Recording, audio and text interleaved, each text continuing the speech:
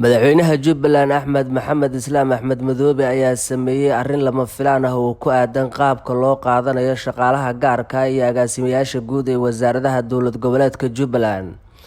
Axmed Maxamed Islaam Axmed Madoobe ayaa qaadista imtixaanka agaasimaha guud ee la qaadanayo ku wareejiyay shirkad gaar ah oo lagu magacaabo Human Rights Management Consultant Expert Service taasi oo soo bandhigi doonta natiijada imtixaanka agaasimaha guud ee wasaaradaha dowlad goboleedka Jubbaland. Shirkadda ayaa ku wareejisay natiijada imtixaanka madaxweynaha Jubbaland Axmed Maxamed Islaam Axmed Madoobe kadib kulan gaar ah oo ka dhacay xarunta madaxtooyada dowlad goboleedka Jubbaland ee magaalada Kismaayo.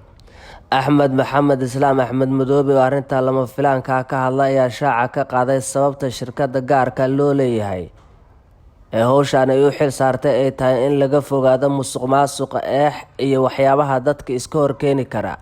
Sidoo kale waxa uu u mahad celiyay shirkadda qaaday imtixaanka shaqada wanaagsan ee ay qabatay iyadoo ay goobjoog ka ahaayeen madaxda guddiga shaqada iyo shaqaalaha dowlad goboleedka Jubbaland.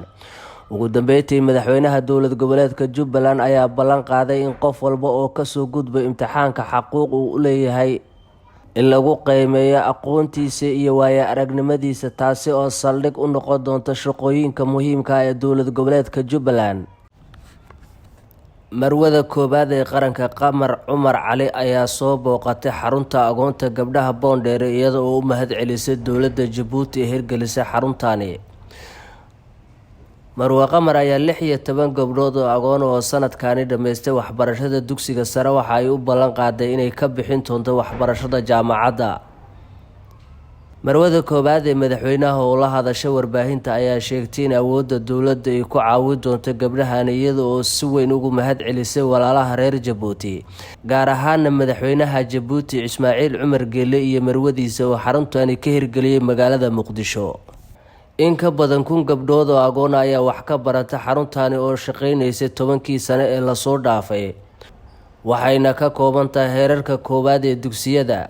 Dufcaddii ugu horeysay ee sanadkani ka qalin jebisay dugsiga sare kuwaasi oo maanta marwada koowaad ee madaxweynuhu ay soo booqatay, isla markaana ay u ballan qaaday inay ka bixin doonto 16 ka mid ah gabdhahaasi jaamacadda.